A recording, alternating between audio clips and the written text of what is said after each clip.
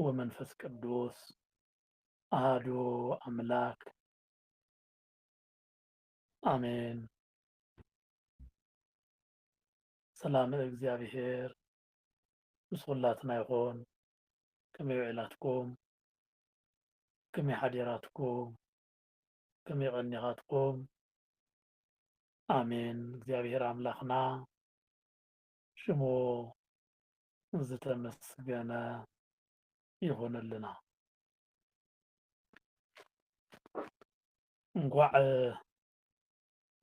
ንመስቀል ዕለት ንብርሃነ መስቀሉ አብፅሓኩም አብፅሓና።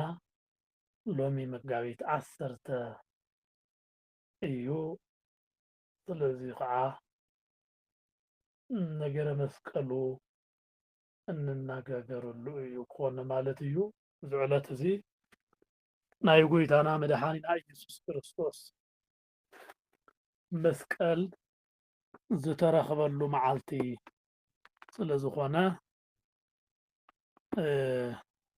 ስለ ነገረ መስቀሉ ክንነጋገር ኢና። ንትምህርትና መልዕሊ ርእሲ ዝኾነና ካብ መፅሓፍ ቅዱስ ክነልዕል ኢና። እግዚአብሔር አምላኽ መንገዲ ህይወት ይምርሓና። ቅድስተ ቅዱሳን ድንግል ማርያም ቃሉ አምላኽና ክገልጸልና ምእንታን አማላድነታ አይፍለየና። ናይ ቅዱሳን መላእክቲ ተራዳኢነት፣ ናይ ነቢያት፣ ናይ ሐዋርያት፣ ናይ ቅዱሳን ጻድቃን ሰማዕታት ኩሉ አማላድነቶም ምስ ኩላትና ይኹን።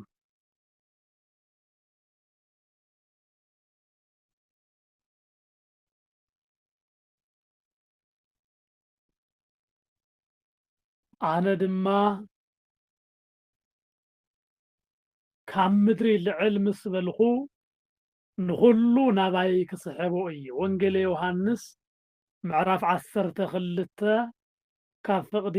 32 ዘሎ ቃል መልዕሊ ገይርና ክንመሃር ኢና። ነገረ መስቀሉ ክንዝክር ከለና አምላኽና እግዚአብሔር ንደቂ ሰባት ዝኸፈሎ ደቂ ሰባት እውን ካብ መርገም ዝወፅኡሉ መንገዲ ኢና ንዝክር። በዛ ዕለት እዚኣ ቅድስቲ እሌኒ ዝተባሃለት መስቀሉ ጸላኢ ካብ ዝቆፈረሉ ስፍራ ዘውፅኣትሉ ጉዳይ እዩ፣ ዕለት እዩ። ብደም ወልዲ እግዚአብሔር ዝኸበረ ናይ ጎይታ ቅዱሳት እዳው ዘርግሐሉ ክቡር ደሙ ዘፍሰሰሉ መርገመ ስጋን ዝተሰዓረሉ ዘለዓለማዊ ደዌ ዝጠፍአሉ ናይ ጽልኢ ግድግዳ እውን ዘፍረሰሉ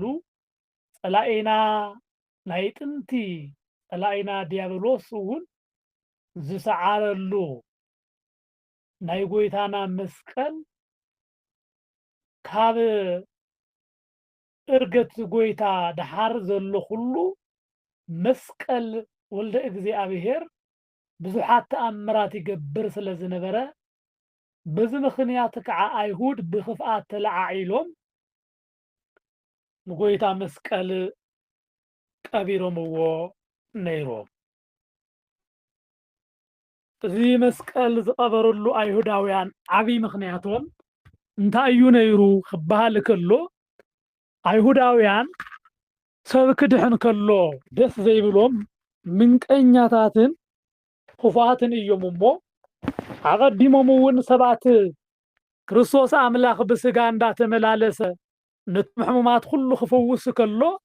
ዘደስቶም ዝነበሩ አይሁዳውያን ናይ ሰባት ድሕነት ናይ ሰባት ሕማም ዘሕዝኖም ናይ ሰባት ድሕነት ከዓ ዝናድዶም ሰባት እዮም ነይሮም።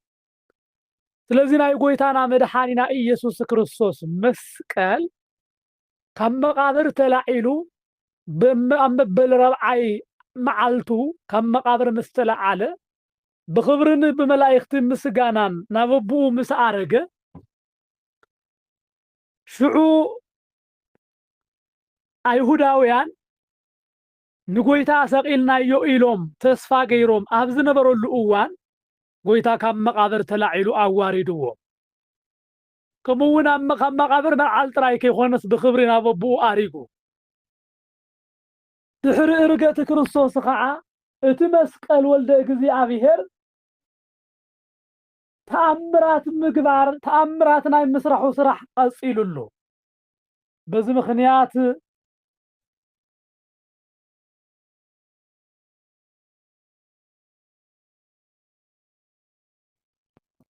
አይሁዳውያን ካብዚ ዝተለዓለ ንመስቀሉ ተቃውሞ አልዒሎም እዮም ተመስቀል ተአምራት ይገብር ስለዝነበረ ሕሙማት ይፍውስ ስለዝነበረ ድውያት የድሕን ስለዝነበረ ንለምጻማት ካብ ለምጾም የንጽሖም ስለዝነበረ አይሁዳውያን አዝዮም ሓሪቆም ነቲ ሕሙማት ይፍውስ ዝነበረ ንበዓለ መጻጉዕ ካብ ምስዓራቶም ተጣቢቆም ዝነበሩ ሰባት ካብ ሕማሞም ፈዊሱ ዓራቶም ክሽከሙ ዝገበረ አምላኽ በዚ ተአምራት እዚ የሸግረና ነይሩ ሎሚ ከዓ መስቀል ሕሙማት ሁሉ ይፍውስ አሎ ብዝብል አዝዮም ይበሳጨው ነበሩ በክርስቶስ ክርስቲያን ዝኾኑ ሁሉ በመስቀሉ ተሐስሲዮም በመስቀሉ ተዳህሲሶም ይፍወሱ ነበሩ ሙት ይልዓል ነበረ ድዊ ይፍወስ ነበረ ኣብ ህይወት ክርስቲያን ኣብ እንዳ ክርስቲያን ደስታ ኾነ አይሁድ ግን እዚ ደስታ ክሕጉሶም ኣይከኣለን ጥፋት ሓደ ጊዜ እንተጀሚርካ እያ በታ መንገድ እያ ክትቅፅል ተገደደካ እሞ አይሁዳውያን እውን በዚ እዮም ኸይዶም ንክርስቶስ ስለሰቀልዎ ሕጅውን መስቀሉ ጸላእቲ ኮይኖም ተገሊጾም ኣለው በዚ ምኽንያት ከዓ ንመስቀሉ ጸላእቲ ኮይኖም ነቲ ድሕንሉ ዝነበሩ መድሓኒት መስቀሎም እንታይ ገበርዎ እዩ ዝብለና ካብ ክርስቲያናት ወሲዶም ነቶም ክርስቲያናት እውን አፈናቂሎም ዓቢ ጉድጓድ ቆፊሮም ነቲ መስቀል ቀበርዎ ይብለና እንታይ ገበርዎ ቀበርዎ ኣብ ዓለም ዘለው ሰባት በእግዚአብሔር መንገድ ዘይኸዱ ናትና ዝኾነ እንጀራ ብምቅባር እዮም ዝፍለጡ ዲያብሎስ ኣብ ልዕሊኦም ይሓድር እሞ ናትና እንጀራ እንዳቀበሩ በዚ መንገድ ከዓ ተስፋ ዝረኽቡ ዝመስሎም ሰባት ኣለው እዞም ጸላእቲ መስቀል ቅዱስ ጳውሎስ ከምዚ ክብል ይገልጾም ኣሎ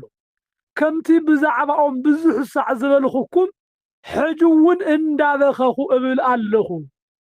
ብዙሓት እዚ ጸላእቲ መስቀል ክርስቶስ ኮይኖም ይመላለሱ እዮም በበል እንታይ ኮይኖም በበለ ጸላእቲ መስቀል ኮይኖም ሎሙውን መስቀል ክርእዩ ከለው ገጾም ዘዙሩ ከምኡውን አጋንንቶም ዝትስኦም ኣለው ሎሚ ከዓ በእግዚአብሔር ዘለው በክርስቶስ ዘለው ናይ መስቀሉ ሓይሊ ናይ መስቀሉ ክብሪ ህይወቶም ዝፍውሶ ሰባት ኣለው እዚኣቶም ግን ቅዱስ ጳውሎስ ኣዝዩ ይበኽየሎም ነበረ ካብ መስቀል ጸላኢ ንላዕሊ ዝሕዝን ሰብ የለን መስቀል ጸላኢ ገይሩ ዝቆጽር መስቀል ጣዖት ገይሩ ዝቆጽር ካብዚ ንላዕሊ ዝሕዝን የለን ወገናተይ ክርስቶስ አምላኽና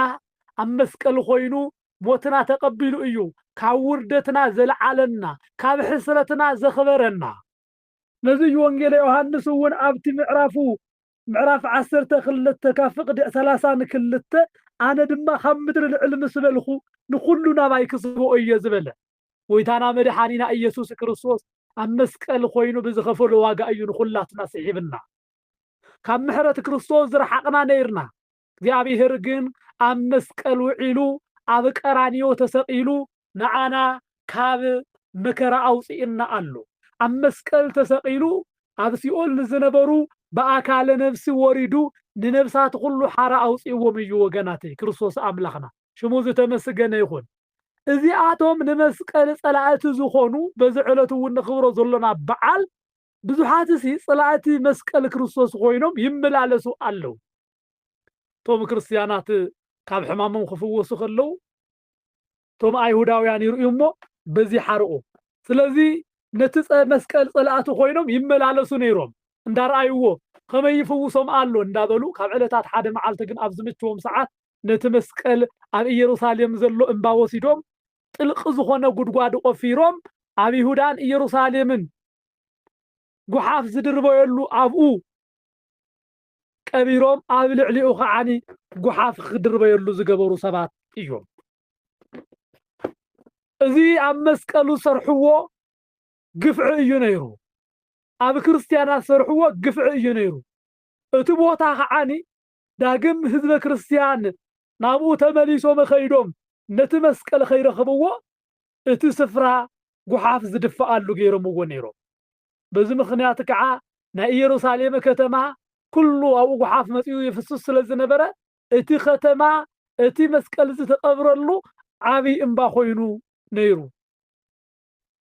እዚ ኸዓኒ እዚ መስቀል ዝተቐብሩ ንሰለስተ ሚእቲ ዓመታት ዝኣክል ኣብ ልዕሊኡ ጉሓፍ ይድርበ ነይሩ ኣብ መስቀል። ይኹም ወደ ናይ ሰይጣን ተንኮል ናይ ሰይጣን ክፉእ ስራሕ እዚ እዩ። እቶም ህዝበ ክርስቲያን ከይፈወሱ ምእንታን ነቲ መስቀል ክቕበር ምስ ገበረ ድሓር ከዓ እቲ ጉሓፍ ኣብ ልዕሊኡ ክድፋእ ገበረ። ሰይጣን ዘይገበሮ ነገር የለን። ሰይጣን ንዓና ንህዝበ ክርስቲያን ዘይቁፍሮ ጉድጓድ የለን። ንመስቀል ከም ዝቐበሮ ኩሉ ንመስቀል ኣብ ልዕሊኡ ጉሓፍ ክግበር ከም ዝገበረ ኩሉ ሎሚ እውን ብመስቀሉ ዝኣመና እዚ መከራ እዚ እዩ ዘምፅኣልና። ብዝኣመናዮም ሰባት ኢና ንኽዳዕ። እቶም ናትና ዝበልናዮም ሰባት እዮም ኣብ ልዕሊና ግፍኢ ዘብፅሑሉና። ብኣይሁዳውያን ንኽእተል ገይሩ ኣብ መስቀል ቀቲሎም ኣብ መስቀል ሸንኪሮም ቀቲሎምዎ ንኣምላኽና ድሓር ከዓ ብመስቀሉ እንኳ እግዚኣብሔር ምሕረት ከም ዝገብረሎም ዲያብሎስ ከዓ ፈሊጡ ሎሚ እውን ካሊእ ተንኮል ኣብ ልቦንኦም መምፂኡ ነቲ መስቀል ክቐብርዎ ክኢሎም ኣሎ ማለት እዩ። ንሰለስተ ሚእቲ ዓመታት ዝኣክል ተቐቢሩ ዝነበረ መስቀል ግን እግዚኣብሔር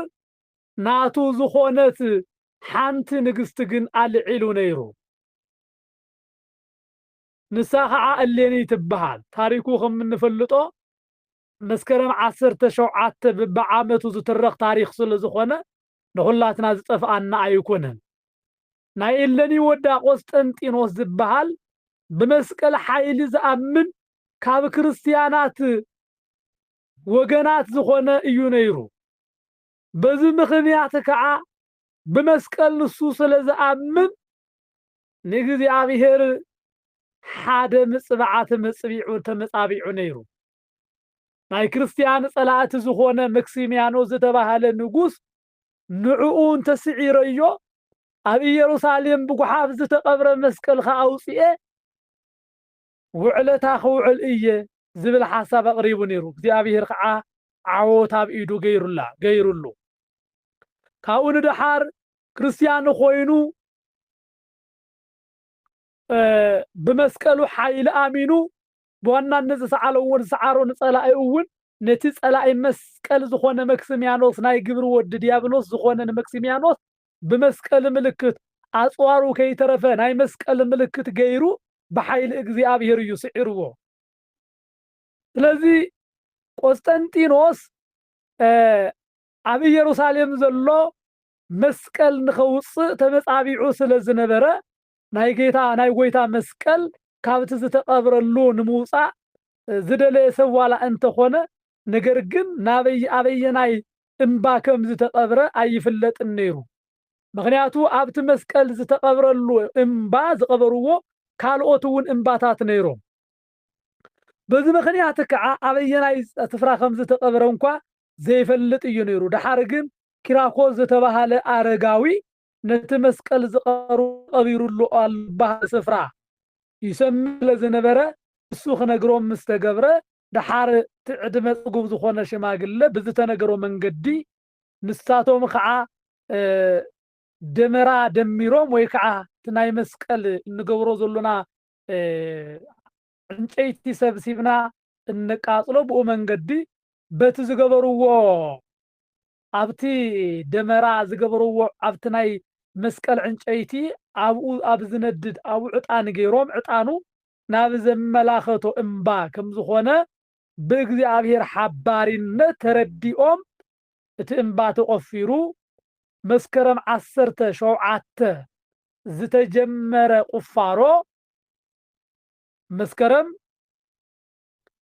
17 መስከረም ፍርቅ ዝተጀመረ ማለት እዩ ጥቅምትን ሕዳርን ታሕሳስን ጥርን የካቲትን መጋቢት ድሕሪ 6 ወርሒ ማለት እዩ ድሕሪ 6 ወርሒ እግዚአብሔር አምላክ ረዲእዎ ብጸሎተ ቅዱስ ሚካኤል መስከረም 16 ማለት እዩ መስከረም 16 አደሚራ ቅድስት እሌኒ አቀጻጺላ ነቲ ዝተቀብረ መስቀል በእግዚአብሔር ረድኤት ተሓቢርላ ንእግዚአብሔር አምላክ ከዓ ውዕለታ ከውዕል እየ ኢላ ብዛኣትይዎ ብዝነበረ ወዳ ነቲ መስቀል ቆፊሮም ዝረኸብሉ መዓልቲ እዩ ማለት እዩ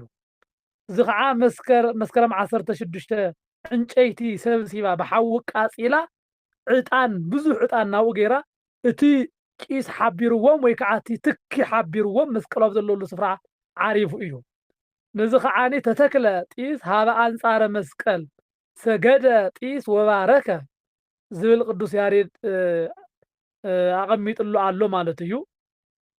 ስለዚህ ካብ መስከረም 17 ቁፋሮኡ ተጀሚሩ 10 መጋቢት ከዓኒ መስቀሉ ተረኺበሉ እግዚአብሔር ይመስገን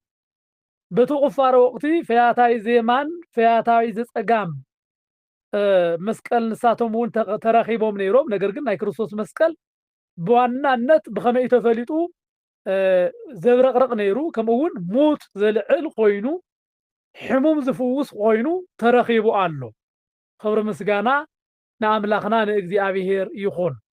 እዚ መስቀል ከዓ ናይ ጎይታና መድሓኒና ኢየሱስ ክርስቶስ ክቡር ደሙ ዝፈሰሰሉ ስለዝኾነ ሕሙማት ይፍውስ ዕውራት አዕንቶም የብርህ ሙታናት የልዕል ተአምራት ሰርሕ ኮይኑ ተረኺቡ ኣሎ ማለት እዩ ስለዚህ ቤተ ክርስቲያንና ዝበዓል ዝተኸብሮ ዘላ መስቀል ዝተረኽበሉ ቀቢሮምዎ ዝነበሩ አይሁዳውያን መስቀሉ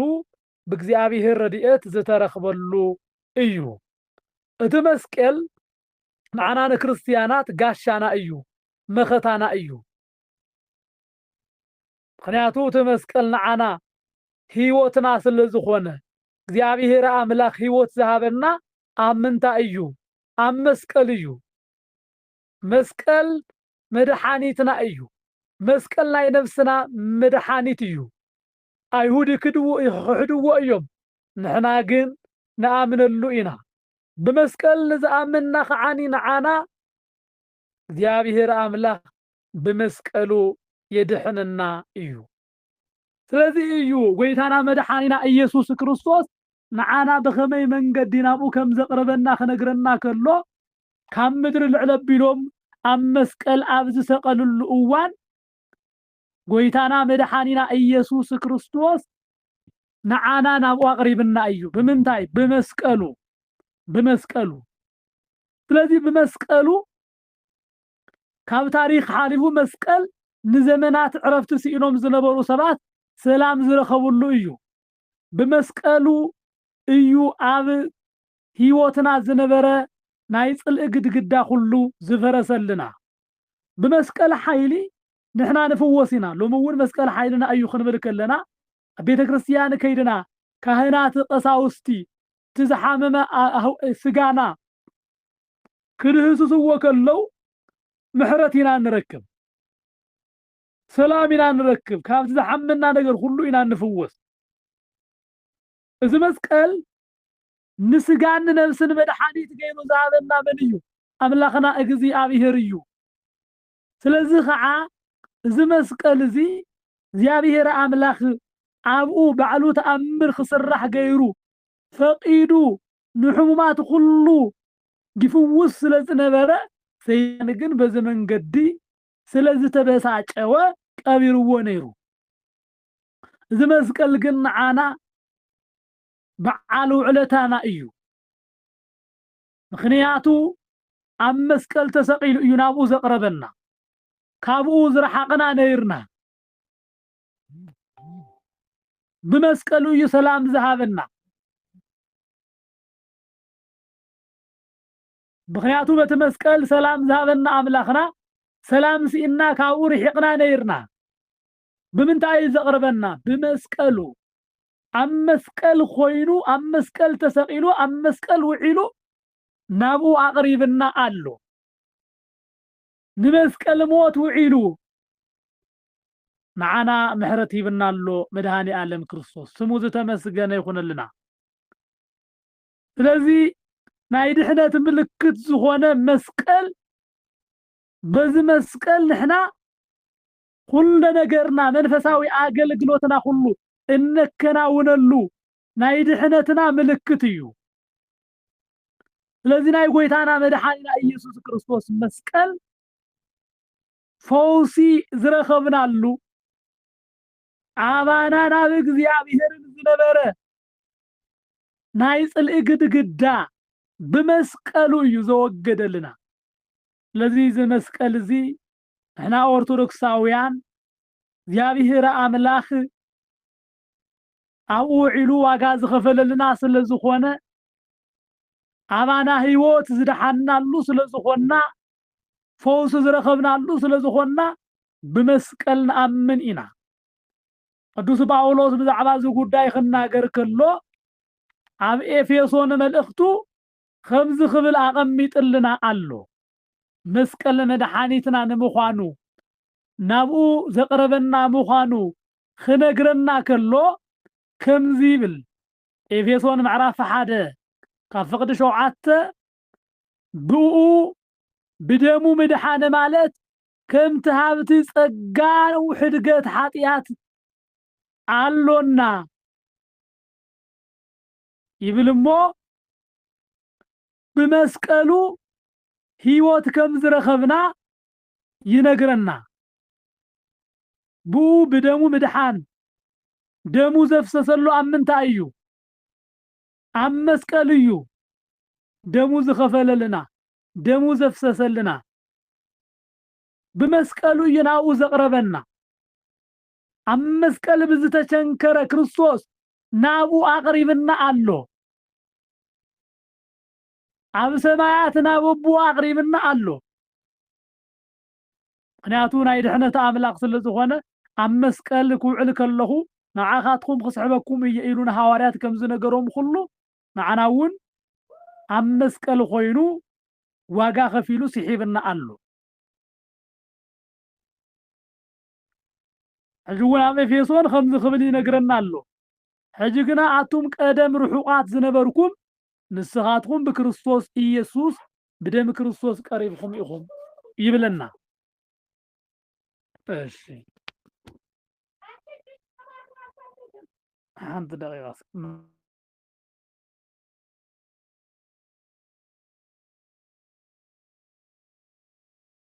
ما يمسي سلسنا بري سلازي مسكلنا وزقربنا بسماعاتو ونا ببو زقربنا سلازخونه ملختي باولوس ون خنغرنا كلو حجقنا اتوم رحقات زنبركم قربات خوينكم اللهم يبلنا نسخاتهم بكريستوس يسوع الدم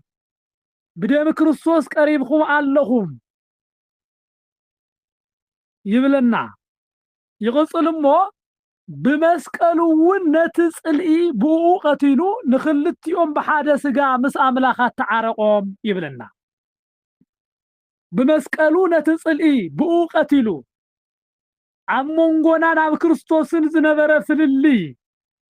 ناي سلئي قد قدا زنبرة سلم مقارجا زنبرة بمسكلو ايو قتيلو لنا وقناتي سلازي እግዚአብሔር አምላክ ምስ እግዚአብሔር እንከይ ተረፈ ዘተዓረቀና ወይ ከዓ ናብኡ ዝሰሓበና ኣብ መስቀል ልዕል ኢሉ እዩ ናብኡ ዝወሰደና ስለዚህ ኣብ ህይወት ኦርቶዶክሳውያን መስቀል ዓብይ ስፍራ ዘለዎ እዩ መስቀል ዓብይ ስፍራ ዘለዎ እዩ بመስቀሉ ንዘላለም ፍጹማን ክንኾን ዝገበረና እግዚአብሔር بمسكلو مسوكن عرق زقبرنا اغزيابيهر لذي نحنا مسكل عبي خبر علنا مسكل مدحانيتنا ايو مسكل حايلنا ايو بمسقلو خنأمن كلنا دم أملاخنا عينا نملخت مالتي بمسقلو مدحانيتنا أيو خنمر كلنا تدازيسنا كاب إسرات آغاننتي نفوصلو إنا كاب صلاعي ديابلوس نرئسنا نكلا خللو إنا مسقل حيزنا كنمارخ كلنا نقرات كله زبرخ لنا بمنتاي بمسقل إيو نسو مسقل حيل እግዚአብሔር ዘለው ስለዝሆነ ማለት እዩ በመስቀሉ አምላክና ክርስቶስ አብቱ ወንጌል ዮሐንስ ከምዝ ነገርና መስቀል አምላክና ክርስቶስ ንሱ አመስቀል ኹዕል ከሎ ከመይ ዝበለ ልዕልና ከምዝህቦም ነሐዋርያት ይነግሮም ነይሩ እዩ ዘዓለም እዚ ዝፍረደሉ ግዜ በጽሑ እዩ ገዛኢ ዘዓለም እዚ ወና ወፃኢ ዝድርበሉ ሕዝ እዩ አነ ድማ ካብ ምድሪ ልዕልም ስበልኹ ንኹሉ ናባይ ክስሕቦ እየ ኢሉና ንመን ንኹሉ بمسقلو نزأمن كله كريستوس أملاخ ناب خبرو كسحبو إيو لو مبنحنا بمسقلنا آمن الله ظلنا مخنيات نابوخ الصحابة انتانيو إذو زبالة خعا بخمي زبالة موت كموت كم زقبو كم زلوه انت ملكيو زقال زسناقرو خمي عينة موت كم زموت عم مسقل خوينو نعنا خمي غيرو نابو خمس صحبنا زتناغرو قاليو كريستوس املاخنا تزي سقل نيرو ناتنا حاتيات ايم تسقلن نيرو ناتنا وردت ايم توجدن نيرو نابو العل نبللو ويكعا نابو نسحابلو منغدي اي محلو نيرو كريستوس املاخنا جن ام مسقل تسقيلو ناي عدا دبدابينا كله دمسيسلنا ايو نزيو قلاسيس خعاني خمز خبل اقميطلنا الله ناي قدوس باولوس ملختي قلاسيس ابز تباهله ملختو خمز خبل اقميطلنا الله معراف كلته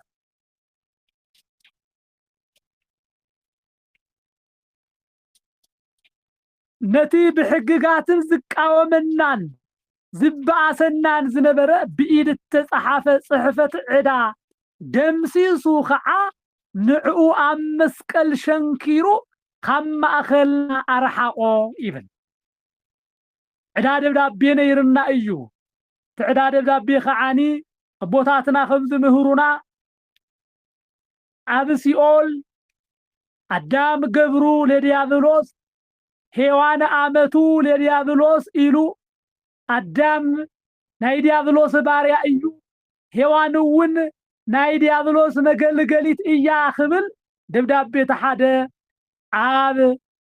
عاب سيول تحادة خعاني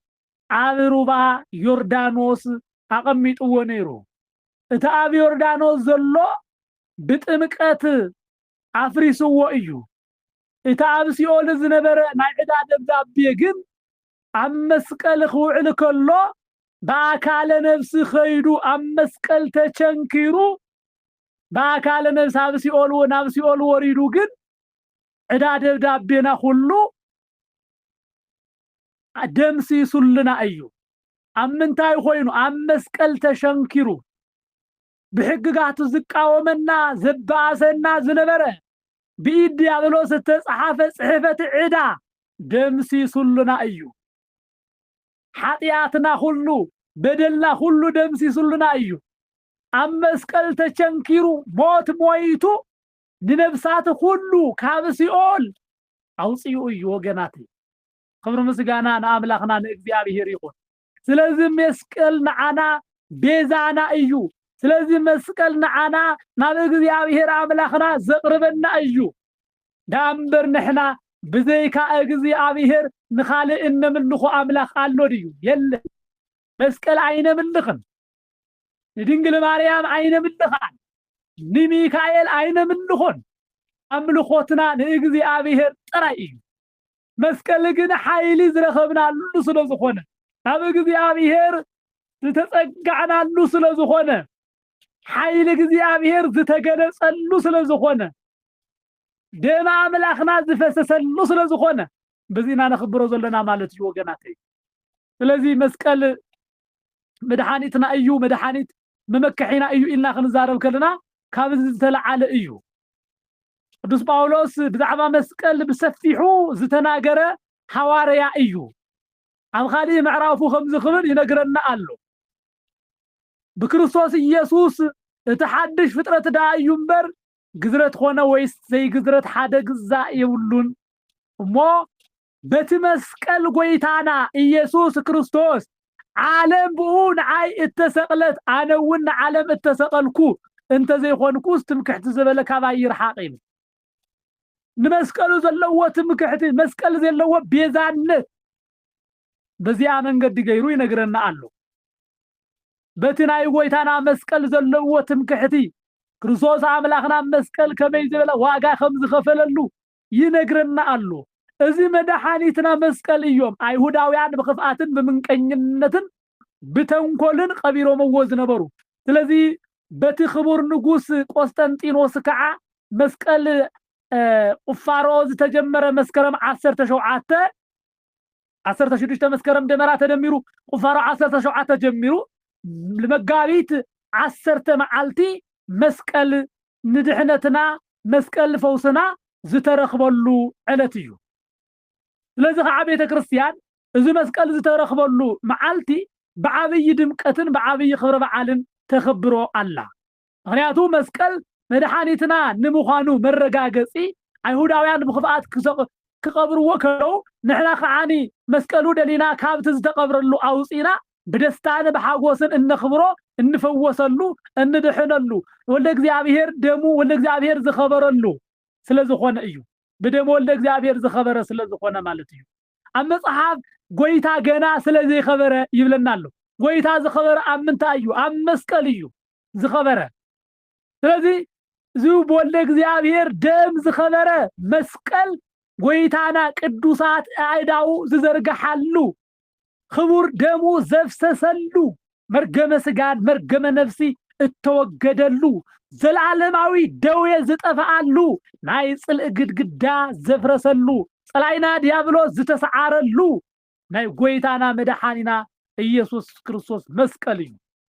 ዲያብሎስ እዚ መስቀል ዝክርዮ ከሎ ዓቅም የብሉን አይቋቋምን አይጸንዕን ይደክም እዩ ምክንያቱ እዚ መስቀል ጸላይና ዲያብሎስ ዘፍርሖ ስለዝኾነ እስካብ ሕጂ ዲያብሎስ ንመስቀል ጸላይ ኮይኑ ይመላለስ አሎ ምክንያቱ በመስቀሉ ኃይሊ ስለንቅጥቅጦ ማለት እዩ ንጸላይና ዲያብሎስ ሁሉ ጊዜ ንቅጥቅጠሉ ኃይልና መስቀል እዩ በመስቀል ኃይሊና ነንቀጥቅጦ ንዲያብሎስ አነ ንስኻትኩምን ዘሎና ዓቅሚ መስቀል እዩ መስቀሉ ከዓ በኃይለ እግዚአብሔር ተቀቢሩ አይተረፈን ንመድኃኒትና ስለዝኾነ ክርስቶስ አምላኽና እታዝ ተሰቅለላ መስቀል ታዝ خبرላ መስቀል በቲ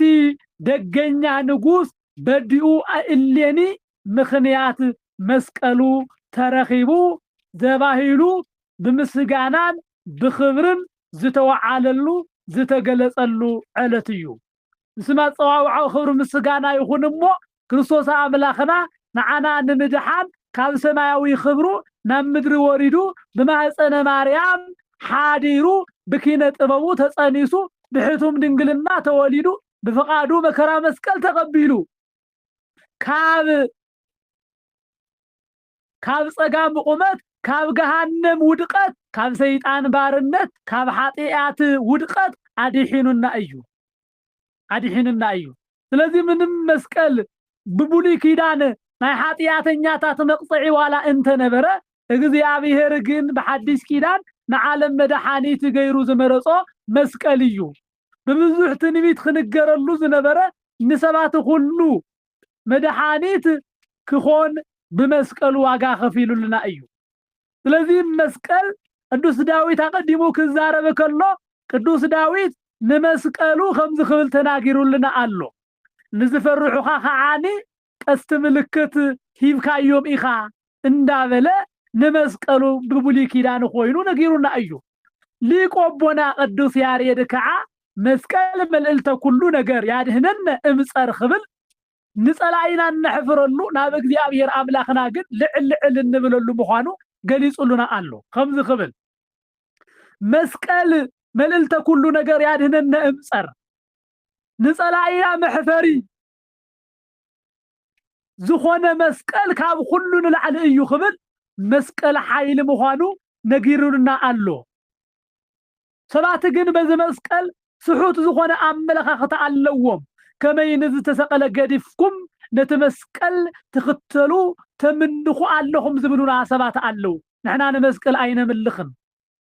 نحنا نمسكل املاخ ايو ايبلنان مسكل جن مدحانيت ايو بحيل እግዚአብሔር ግን نبل علنا تستسقل ناي غويتا غويتوت ناي نغستات نغوس ناي امالخت املاخ كله بايدو زحازه ኢየሱስ ክርስቶስ እዩ እትነ ምንሆ መንዩ ክርስቶስ እዩ ነገር ግን መስቀል ንዕኻ ዝተሰቀለ ምኽባር አይከአልን ንሕና ንመስቀሉ ናይ ጸጋ ስግደት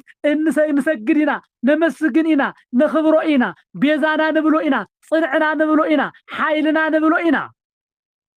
አቦታትና بمسكال مركوزنت بحر إسات حوي سلتشاقرلو بمسكالو آميننا بمسكالو آمينوم نسيت أن سعيروم وقالو بمسكالو نابقزي أبيهر أملاهم قريبهم اللو قالو سلذي بمسكالو نابلاخنا نابقزي أبيهر نسقعلو حيل أملاخنا نرخبولو سلذي خونا بمسكالو نأمننا بمسكالو نمكحينا بمسكالو نفوسينا سلنتكملون بزي مسكال زي دحنت نمكحينا مالتيو አይሁዳውያን ግን ንመስቀል ጸላእቱ ኮይኖም ቀቢሮምዎ ለሙውን ንመስቀሉ ጸላእቱ ኮይኖም ይነብሩ አለው ንመስቀሉ ጸላእይ ኮይንኻ ካብ ምንባር እግዚአብሔር አምላክ በመሕረቱ ይሰውረና ዝጎይታና መድኃኒና ኢየሱስ ክርስቶስ ንድሕነ ዘሃበና ናብኡ ክንቀርበሉ ዘሃበና ናአጋንንቲ ሁሉ ክንገርፈሉ ናአጋንንቲ ሁሉ ክንቀጽዓሉ ዘተዋሃበና መጽዒ አጋንንቲ እዩ ዝመስቀልሞ بمسكال حيلي اندات مكحنا بمسكال خبري اندات فوسنا خنبر زي أبيهير أملاخ يردعنا إذا مسكال زي كابز تقابرلو زوصاء حزب كريستيان زي تحقوصلو دحر 300 عامات مسكال زي ترخبلو حزب كريستيان حقوصهم زي تعاملو علت يمو حزب كريستيان أرثوذكساويان دس يبلكم بمسكالون فوسي عدلكم مدهاني آلن مسكالو ديابلوس صلائي خمز بلو خمز دليو تقابيرو كقري زي فقد أملاخنا أجزي أبيهر نسمع صواوعاو خبر مسجانا يخون بمسكالو حيلي من خلاتنا خدن حنينا مسكال كنخبرو مسكال كنأمنو كلنا صلائينا ديابلوس يسعر لنا أيو مدحاني تقوينون نفسنا نسجانا كله فوسخ هونا እግዚአብሔር بدمو نايدمو فساسነት አፍሲሱ ዘخبرو እይሞ بمسቀል ኃይልነት ጸላኢ ዲያብሎስ እግዚአብሔር አምላክ ቀጥቂጡ ኣብ ትሕቲ እግርና ይደርብየልና መስቀል ኃይልና እዩ መስቀል መመከሕና እዩ ወስብሐት ለእግዚአብሔር